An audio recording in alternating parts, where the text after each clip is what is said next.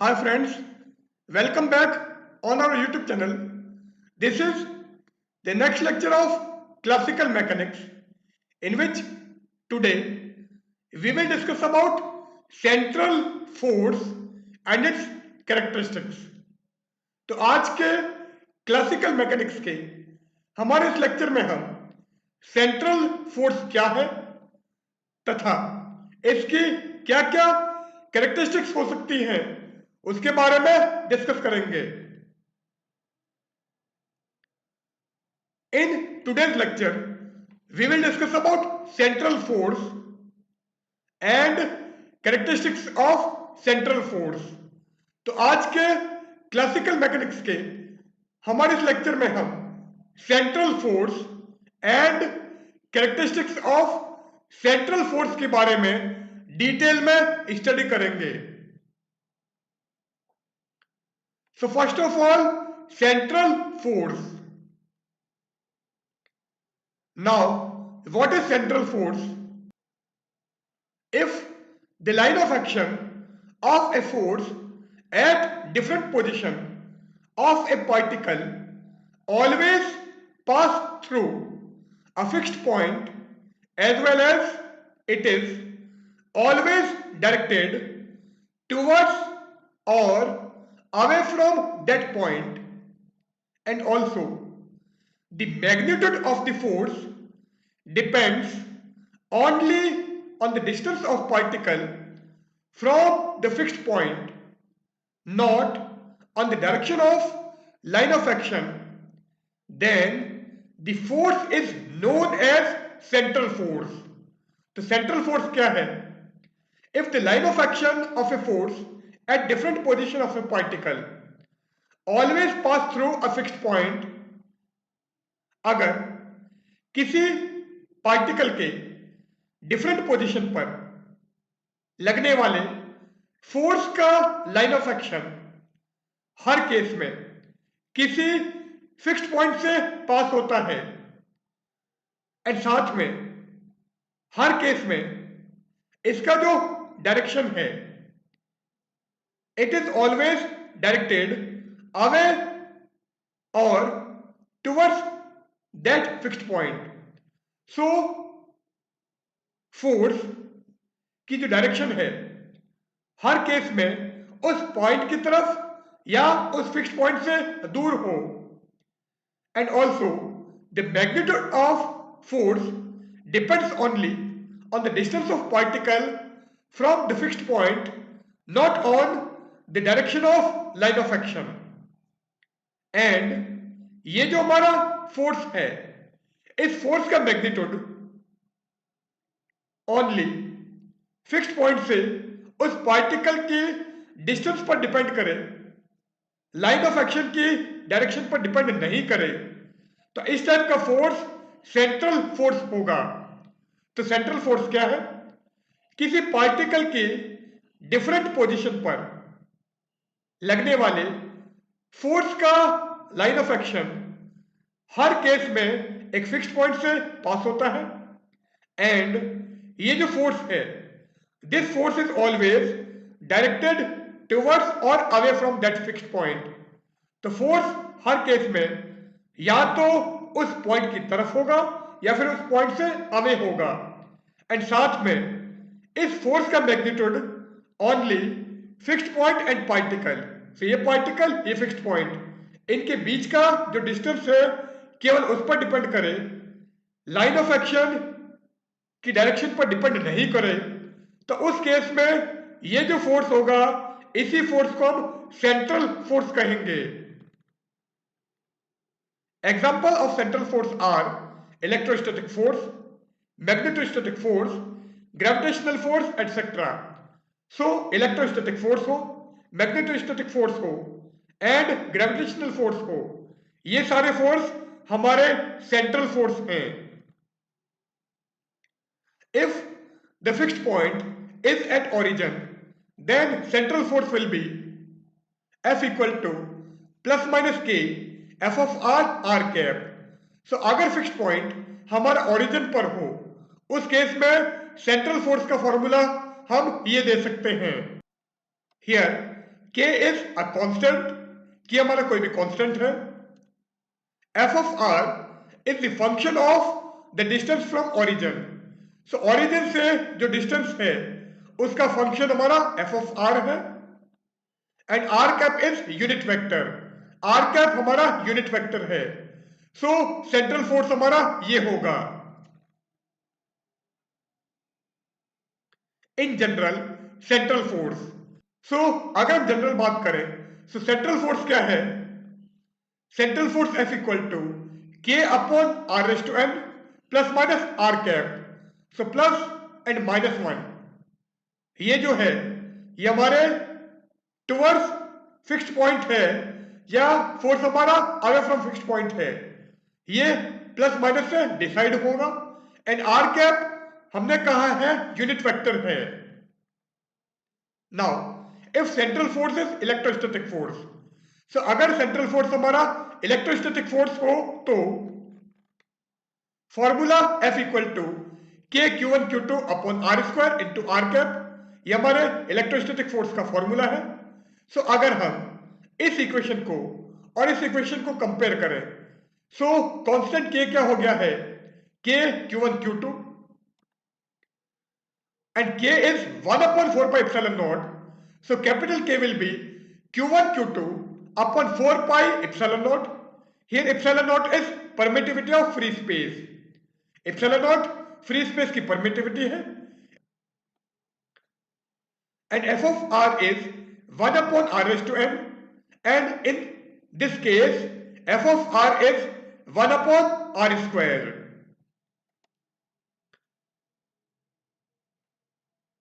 Here epsilon naught is permittivity of free space and its value is 8.854 into 10 to the power minus 12 newton metre square per coulomb square. तो epsilon naught की value ये होगी. And 1 upon 4 by epsilon naught, ये small k की value निकाले. So epsilon naught की ये value यहां पर रख दो. सो 1 upon 4 by epsilon naught क्या हो जाएगा? 9 into 10 to the power 9 coulomb square per newton metre square. Now, if central force is magnetostatic force, so अगर central force हमारा magnetostatic force है, then F equal to mu naught upon 4 pi m1 m2 upon r square into r cap. So here capital K is mu naught upon 4 pi m1 m2. So capital K हमारा ये है. F of r is 1 upon r raised to n, and in this case this is 1 upon r square. So f of r की value 1 by r square है. And mu naught is permeability of free space and its value is 4 pi into 10 to the power minus 7 weber per ampere metre. So mu naught की value ये होगी. Now if central force is gravitational force, अगर central force gravitational force है या force due to gravity है, then F equal to G m1 m2 upon r square into minus r cap. So capital K is G m1 m2. So capital K हमारा ये हो गया. F of r is 1 upon r raised to n is equal to 1 by r square. So 1 by r square is actually F of r, and G is gravitational constant. G gravitational constant है, and its value is 6.67 into 10 to the power minus 11 newton metre square per kilogram square. So G equal to 6.67 into 10 to the power minus 11 newton metre square per kilogram square, and this is gravitational constant. Now characteristics of central force. अब central force की definition अभी हमने ले ली है. Now central force की क्या क्या characteristics होंगी उसके बारे में हम यहां पर डिस्कस करते हैं. So characteristics of central force. First characteristic is angular momentum remains conserve. So जो भी हमारा एंगुलर मोमेंटम होगा वो कंजर्व होगा. Second one is a particle moving under the central force is always takes place in a plane. So central force के influence में या under में कोई भी अगर पार्टिकल मूव करता है तो हर केस में एक प्लेन पर होगा, तो हर केस में एक प्लेन में होगा. Third, when a particle moves under the central force, its total energy is conserved. So अगर कोई पार्टिकल सेंट्रल फोर्स के अंडर मूव करता है तो उसकी टोटल एनर्जी कांस्टेंट होगी, कंजर्व होगी. Central force is conservative force and speed of satellite at apogee and perigee. So apogee and perigee में सैटेलाइट की हम स्पीड भी निकालेंगे. Now first one, angular momentum remains conserved. So angular momentum central force के case में conserve होता है, ये हमको प्रूव करना है. If m is mass of a particle, v its linear velocity and p linear momentum, also l is angular momentum. So अगर किसी पार्टिकल का मास m है, उसकी लीनियर वेलोसिटी v है, लीनियर मोमेंटम p है एंड एंगुलर मोमेंटम l है, then net torque acting on it. तो इस पार्टिकल पर जो नेट टॉर्क होगा उसकी वैल्यू क्या होगी? Tau equal to r cross f. Here r is position vector and f is external force. So here r is position vector, r position vector है, and if f is central force, अगर f हमारा central force है, then central force अभी हमने describe किया था. So f equal to f of r cap. So if f is central force, then ये formula हमने पहले लिया था. यहां पर कांस्टेंट k की वैल्यू हमने 1 कंसिडर की है. सो सेंट्रल फोर्स हमारा ये हो जाएगा. Now here r cap is unit vector and unit vector is actually position vector upon magnitude of its position. So r cap को हम vector r upon magnitude r लिख सकते हैं. So f will be f of r vector r divided by r. Now अगर इस F की value हम यहां पर रखें तो टॉर्क क्या आ जाएगा? Tau equal to r cross f of r vector r upon magnitude of r. Now f of r upon magnitude r हमने बाहर ले लिया है. So r cross r, so vector r cross vector r, and this is actually 0 क्योंकि ए cross ए होता है ए sign 0 degree. क्योंकि दोनों वेक्टर एक ही हैं, इट मींस दोनों वेक्टर एक ही डायरेक्शन में होंगे, सो दोनों के बीच में एंगल 0 डिग्री होगा एंड साइन 0 हमारा 0 होता है. So a cross a will be 0. In the same way r cross r will be 0. तो इसको 0 कर देते हैं. So tau will be 0, so torque will be 0. Now torque हमने 0 प्रूव कर दिया है. Since angular momentum is r cross p, so this is the relation between angular momentum and linear momentum. L equal to r cross p. So dl by dt will be d by dt of r cross p. Now यहाँ पर हम u into v वाला method लगाते हैं. तो एक बार हम r को कांस्टेंट मानेंगे, p का डिफरेंशियल करेंगे एंड सेकेंड टाइम हम r का डिफरेंशियल करेंगे एंड p हमारा कांस्टेंट होगा. सो dl by dt अगर निकालते हो तो वो क्या जाएगा? r cross dp by dt plus dr by dt cross p. So dl by dt की वैल्यू हमारी ये होगी, but f equal to dp by dt है. So from Newton second law f equal to dp by dt, so DP by D T को हम F put कर सकते हैं and the rate of change of position is velocity. So rate of change of position हमारी velocity है। So d r by D T को v and dp by D T को अगर हम f रखें so d l by D t क्या आ जाएगा। Now dp by D t हमने f पुट कर दिया है, d r by D t हमारा v है, so d l by D t हो गया r cross f plus v cross p। But p is linear momentum and linear momentum p equal to mv होता है। तो इस p को अगर हम mv रखें so d l by D t क्या हो जाएगा r cross f plus v cross mv। So m को हम अलग ले लेते हैं, तो ये क्या हो जाएगा v cross v and a cross a हमारा जीरो था, it means v cross v हमारा जीरो होगा। So v cross v is zero. So dl by dt will be r cross f।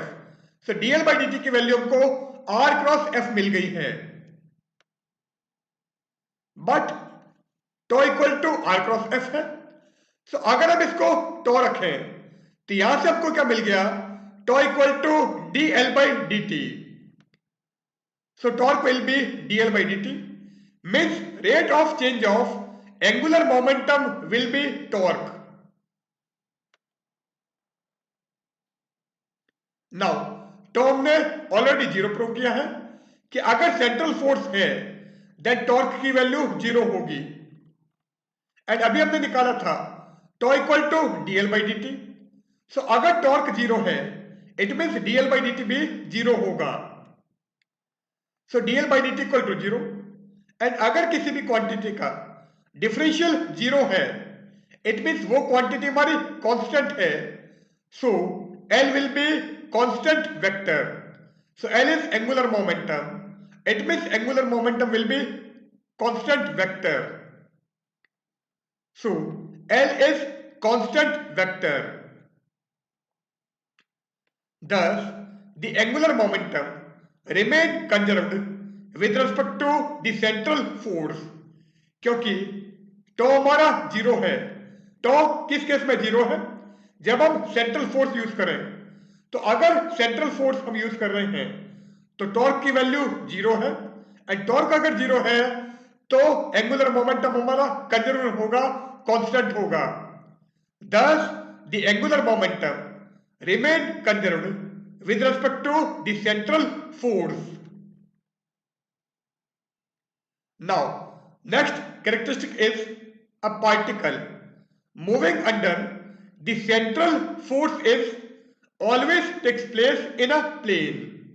so अगर कोई पार्टिकल सेंट्रल फोर्स के influence में move कर रहा है, सेंट्रल फोर्स के अंडर मूव करता है, तो हर केस में वो एक प्लेन में होगा। It is always takes place in a plane.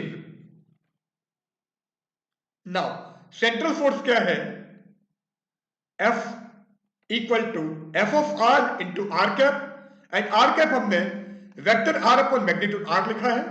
So central force हमने ये माना है। Here f of r is scalar function of distance. तो एफ ऑफ आर कोई भी आर का स्केलर फंक्शन है। Now torque will be dl by D t, क्योंकि टॉर्क की डेफिनेशन से टॉर्क हमारा डीएल बाई डी टी होता है and torque is also r cross f. F is here central force. So f की जगह हम ये फॉर्मूला पुट कर दें, सो टॉ क्या हो जाएगा, r cross f of r vector r upon magnitude r and this will be f of r upon magnitude r, r cross r and r cross r is zero. सी हमारा zero हो जाएगा। It means torque will be zero. So this is actually zero, so torque will be zero. जो last article में भी हमने prove किया था कि अगर पार्टिकल सेंट्रल फोर्स के अंडर में है तो टॉर्क की वैल्यू जीरो होगी। Since the angular momentum of the particle about origin, so origin के अबाउट पार्टिकल का एंगुलर मोमेंटम अगर निकालें so l equal to r cross p, और हमने कहा था कि ये linear momentum and angular momentum के बीच का रिलेशन है, एंड सेंट्रल फोर्स के कारण टॉर्क की वैल्यू 0 है, एंड टॉर्क हमारा dl by dt होता है, it means dl by dt equal to 0, so L will be a constant vector, L हमारा कांस्टेंट वेक्टर है। Now L r cross p है, एंड L हमने constant vector prove किया है क्योंकि पार्टिकल हमारा सेंट्रल फोर्स के अंडर में मूव करता है। Now if we take dot product with r, so अगर हम इस इक्वेशन का आर के साथ में डॉट प्रोडक्ट लें, so r dot l equal to r dot r cross p, and from identity, so vector identity हमारे पास में क्या है, a dot b cross c equal to b dot c cross a equal to c dot a cross b. So अगर ये identity हम यहां पर यूज करें, so r dot r cross p क्या हो जाएगा, p dot r cross r, क्योंकि ए dot b cross c dot a cross b है, so a means r, b r and c p, so p dot r cross r and r cross r is actually 0, so r dot l will be 0, so r dot l will be 0, and dot product अगर 0 है it means दोनों vector एक दूसरे के perpendicular होंगे, so r dot l की value 0 है, it means r is perpendicular to l, therefore the position vector r is always perpendicular to the constant vector l, क्योंकि l हमारा एंगुलर मोमेंटम है एंड एंगुलर मोमेंटम हमारा constant vector है क्योंकि particle central force के under में move कर रहा है, सो सेंट्रल फोर्स की कंडीशन में position vector is always perpendicular to the constant vector, that is the motion of a particle takes place in a plane for a central force, so central force के लिए particle हर case में एक plane में move करेगा। Now third characteristic, when a particle moves under the central force its total energy is conserved, so अगर कोई particle central force के under में मूव करता है तो उसकी टोटल एनर्जी हर केस में कंजर्व होगी, कांस्टेंट होगी, सो ये हम प्रूव कर देते हैं। Consider a particle of mass m moving under a central force. So कोई पार्टिकल हमारे पास में है जिसका मास m है और ये पार्टिकल सेंट्रल फोर्स के अंडर में मूव कर रहा है। Since the central force is conservative force, central force हमारा कंजर्वेटिव फोर्स है and central force is this one, so F equal to minus del U by del R into R cap. Here U is potential energy. So U अगर हमारा potential energy है, so central force conservative force होने की वजह से हम इसको इस फॉर्म में लिख सकते हैं। So F equal to minus del U by del R into R cap. Here U is potential energy. U potential energy है जो हमारा R का फंक्शन है।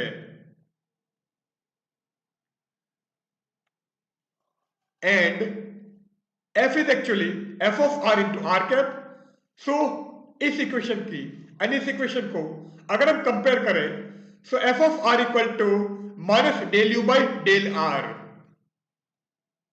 Now from Newton second law of motion, so Newton का अगर second law of motion लें, so f equal to m a, and a is acceleration and this will be d2r upon dt2, so f क्या आ जाएगा, f equal to m d2r by dt2, so Newton के second law से हमारे पास में force की value ये होगी, but here force is minus del u by del r into r cap, so f की एक वैल्यू ये है, दूसरी वैल्यू ये है, सो अगर हम इन इक्वेशन को कंपेयर करें, सो हमको क्या मिल जाएगा, m d two r by D t two is equal to minus del u by del r into r cap. So हमको ये इक्वेशन मिल जाएगी। नाउ ये इक्वेशन अभी हमने निकाली है, since the force is central और रेडियल, अब फोर्स हमारा सेंट्रल फोर्स है और it is actually radial force, so उस केस में रेडियल एक्सेलरेशन की हम वैल्यू निकालेंगे। Therefore the radial acceleration in polar coordinates means r theta, so radial acceleration in terms of polar coordinate will be r double dot equal to r double dot minus r theta dot square into r cap। so radial acceleration की value polar coordinate में हमारी ये होती है, so and theta dot is omega, theta dot is D theta upon d T which is actually angular velocity. So particle की angular velocity हमारी omega है, तो यहां पर थीटा डॉट की जगह हम ओमेगा रख सकते हैं। So d two r upon d t two equal to d two r by D t two minus r omega square into r cap. So the equation of motion, अब equation of motion हमने ये निकाली थी, यहां पर हम d two r by D t two की जगह अगर ये रखें तो इक्वेशन ऑफ मोशन क्या हो जाएगा, m d two r upon d t two minus r omega square into r cap is equal to minus del u by del r into r cap. And यहां पर r cap से r cap cancel कर दो, so m d two r upon d t two minus m r omega square is equal to minus del u by del r. So जैसे आप r cap से r cap cancel करते हो, ये equation हमारी इस फॉर्मेट में change हो जाती है। Since the particle is moving under the central force, so it's angular momentum will B conserved. अब हम यहां पर सेंट्रल फोर्स की बात कर रहे हैं, सो अगर पार्टिकल सेंट्रल फोर्स के अंडर में मूव करता है, सो एंगुलर मोमेंटम L की वैल्यू कांस्टेंट होती है, मींस एंगुलर मोमेंटम हमारा कंजर्व होता है। And angular momentum is L equal to R cross P and P is actually mv, so L equal to R क्रॉस mv and this will be a constant. In polar coordinate velocity is, अगर polar coordinate की बात करें तो velocity v क्या हो जाएगी, v equal to r dot into r cap plus r theta dot into theta cap. Here r cap is unit vector in the direction of r and theta cap is unit vector in the direction of theta. तो theta के डायरेक्शन में unit vector theta cap है, r के डायरेक्शन में unit vector r cap है, so polar coordinate में वेलोसिटी हमारी ये होगी, but L equal to m r cross v,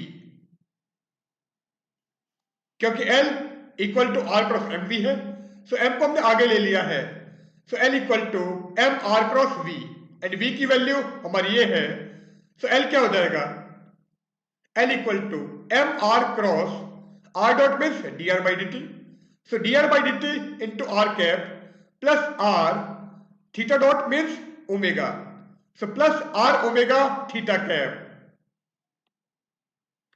and mr cross dr by dt, r cap को हम vector r upon magnitude r लिख देते हैं plus r omega theta cap, so ये क्या हो जाएगा m अपॉन r, क्योंकि ये r वेक्टर का मैग्नीट्यूड था, सो m by r dr by dt यहां पर, एंड ये जो वेक्टर r है इसको इसके साथ में ले लो, सो r cross r, so r cross r plus m r omega vector r into theta cap, so m r omega vector r into theta cap and r cross r हमारा zero है, क्योंकि a cross a zero होता है, सी हमारा zero, सो जैसे हम इसको zero करेंगे, l equal to m r omega vector r cross r cap, and vector r क्या होता है, r into r cap. So ये आर और ये आर स्क्वायर हो जाएगा। सो एल क्या होगा, m r square omega into r cap cross theta cap.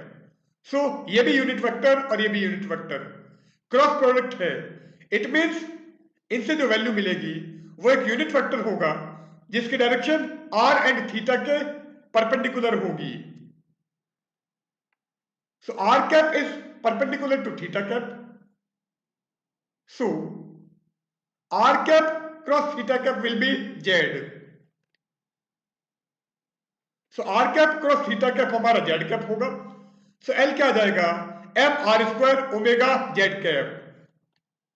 So l equal to m r square omega z cap. So angular momentum हमारा ये होगा। Now l is a constant vector and l is m r square omega z cap. So l equal to m r square omega z cap will be a constant vector. ये हमारा constant vector आ जाएगा in magnitude. सो अगर हम L का magnitude निकालें तो वो क्या होगा, l equal to m r square omega and this will be a constant quantity. ये हमारी कोई भी कांस्टेंट क्वांटिटी होगी। एंड यहां से अगर हम ओमेगा की वैल्यू निकालें so omega will be l upon m r square. So angular velocity हमारी ये होगी एंड इक्वेशन ऑफ मोशन हमारा ये था, तो यहां पर हम ओमेगा की वैल्यू रख देते हैं। सो the equation of motion of the particle under the central force. So central force के अंडर में जो पार्टिकल मूव कर रहा है उसका इक्वेशन ऑफ मोशन क्या होगा, वो हमारा ये है। और यहां पर हम ओमेगा की जगह l upon m r square रखते हैं।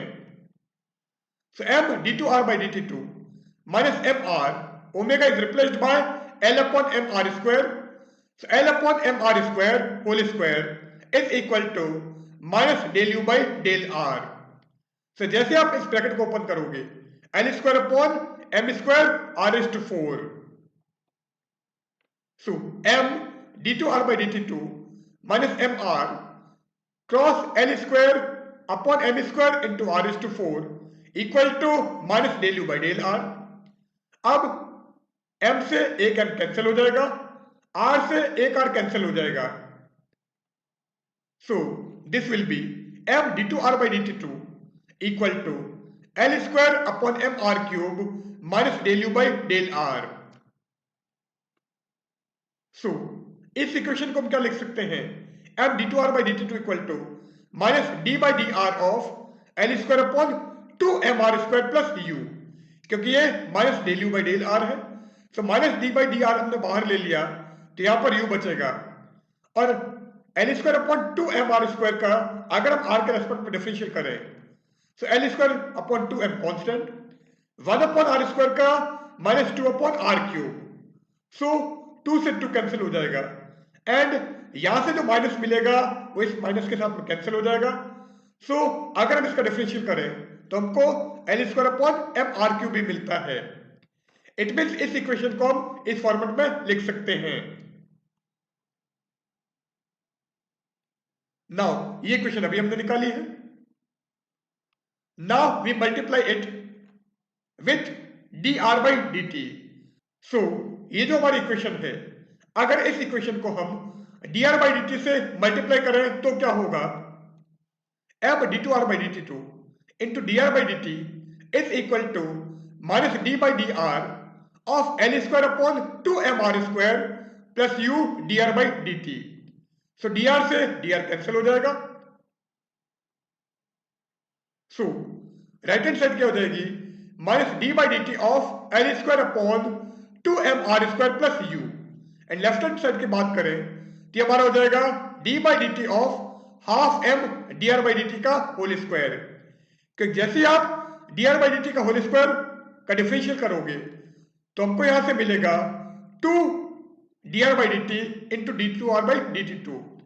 सो 2 dr/dt का 2 इस 2 से कैंसिल हो जाएगा, तो इसका डिफरेंशियल करने पर वापस हमको यही मिलता है। इट मीन्स इस इक्वेशन को हम इस फॉर्मेट में लिख सकते हैं। नाउ इस पूरे को लेफ्ट में ट्रांसफर कर दो। सो d/dt of half m dr/dt का whole square plus l square upon 2mr square plus u is equal to 0। Now on integrating it, तो जैसे इस इक्वेशन को हम इंटीग्रेट करें, d/dt हमारा कैंसिल हो जाएगा और यहां पर हमको एक कांस्टेंट मिलेगा। सो हाफ m dr/dt का whole square plus l square upon 2mr square plus u equal to constant, और जो भी कांस्टेंट है उसको हमने e लिख दिया है। तो जैसे आप इसका इंटीग्रेशन करोगे हमको ये वैल्यू मिल जाती है। सो ये इक्वेशन अभी हमने निकाला है। L हमारा mr स्क्वायर ओमेगा था, सो इस L की जगह हम mr स्क्वायर ओमेगा रखते हैं। सो हाफ m dr/dt का whole square as it is plus 1/2mr square, ये भी एज इट इज। L की जगह आपने mr स्क्वायर ओमेगा रखा है, तो अगर इसका स्क्वायर करोगे so m square r⁴ omega square plus u equal to e।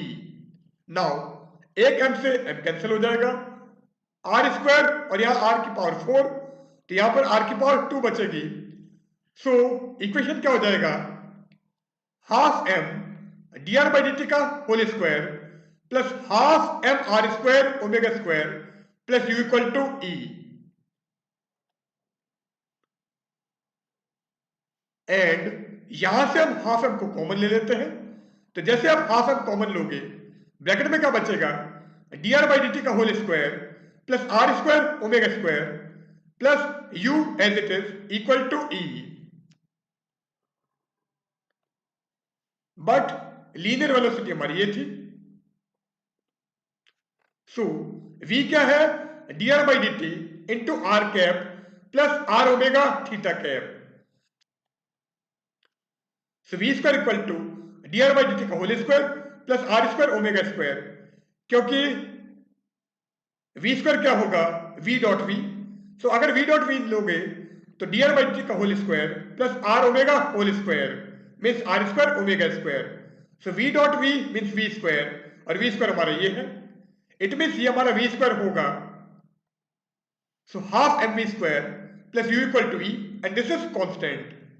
Half mv square is kinetic energy, u is potential energy. It means sum of potential and kinetic energy is always constant. This is actually total energy. इसका मतलब central force के under में कोई particle अगर move करता है तो उसकी टोटल एनर्जी कांस्टेंट होती है। Therefore, the total energy for the motion under central force is conserved. So central force के अंडर में अगर पार्टिकल मूव करेगा तो उसकी टोटल एनर्जी कंजर्व होगी, कांस्टेंट होगी। Now fourth characteristic, central force is a conservative force.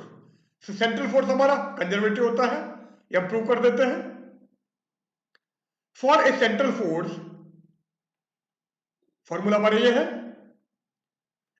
Here f of r is scalar function of distance.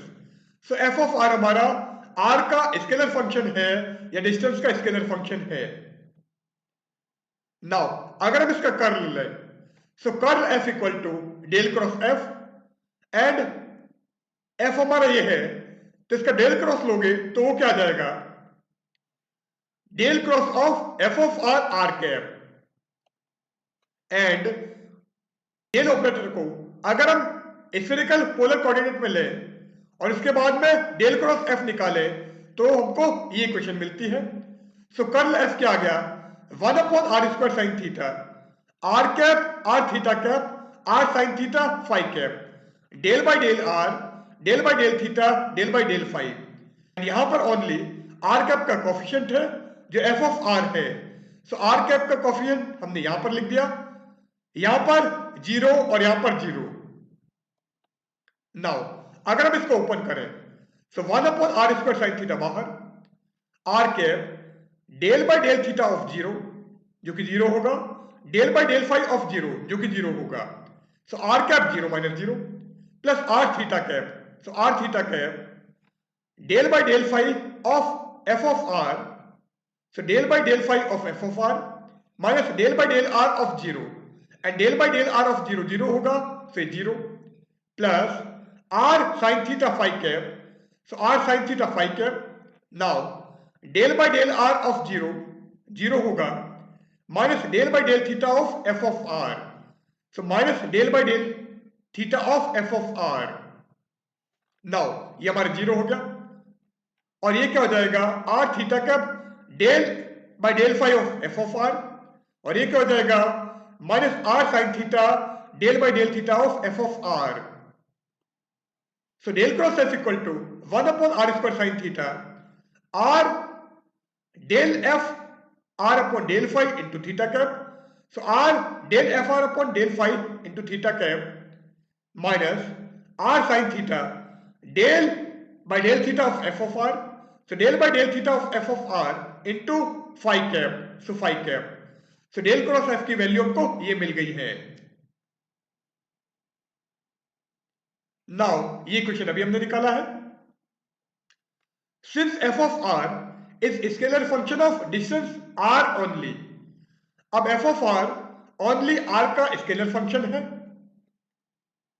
It means phi के respect में अगर हम एफ ऑफ आर का डिफरेंशियल करेंगे तो जीरो आएगा, एंड थीटा के रेस्पेक्ट में अगर एफ ऑफ आर का डिफरेंशियल करेंगे तो वो भी जीरो, तो ये भी जीरो और ये भी zero, it means del cross f equal to zero, so del cross f equal to zero,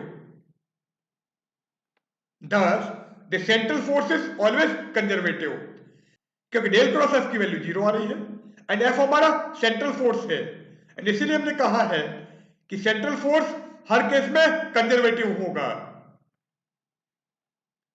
now special cases, f of r equal to minus k upon r s to N, f of r equal to minus k by r square, f of r equal to minus k by r और f of r equal to minus k r, ये सारे हमारे central force हैं। These all are the examples of central force and all are conservative force. So ये हमारे सारे central force के example हैं एंड ये सारे हमारे कंजर्वेटिव होंगे क्योंकि सेंट्रल फोर्स हर केस में कंजर्वेटिव होता है। Now last characteristic, speed of satellite at apogee and perigee. क्या हमारा डायग्राम, ये कोई सैटेलाइट सन के चारों तरफ रिवॉल्व कर रहा है। नाउ सैटेलाइट किसी टाइम पे पॉइंट पी पर है और ये जो पॉइंट पी है ये सन से मैक्सिमम डिस्टेंस पर है, और अगर सैटेलाइट पॉइंट पी पर है तो उसकी वेलोसिटी वीपी होगी। Similarly Q is a point which is at minimum distance from sun, so Q हमारा सन से मिनिमम डिस्टेंस पर है एंड मिनिमम डिस्टेंस हमने आर मिनिमम कहा है, एंड यहां पर सैटेलाइट की वेलोसिटी वीक्यू है। This is basically the consequence of constancy of angular momentum. So angular momentum हमारा कंजर्व रहता है, ये कांस्टेंट होता है, उसी का कंसीक्वेंस हम यहां पर ले रहे हैं, और इसमें क्या है, speed of satellite at apogee and perigee. Now what is apogee and perigee? The maximum and minimum distant points on the elliptical path of satellite are known as apogee and perigee respectively. So satellite हमारा elliptical path में या elliptical orbit में move कर रहा है and उसका जो maximum distance वाला पॉइंट होगा जो यहां पर P है उसको हम एपोजी कहेंगे, एंड जो मिनिमम डिस्टेंस वाला पॉइंट होगा जो हमारा Q है उसको हम पेरिजी कहेंगे। सो P is apogee and Q is पेरिजी।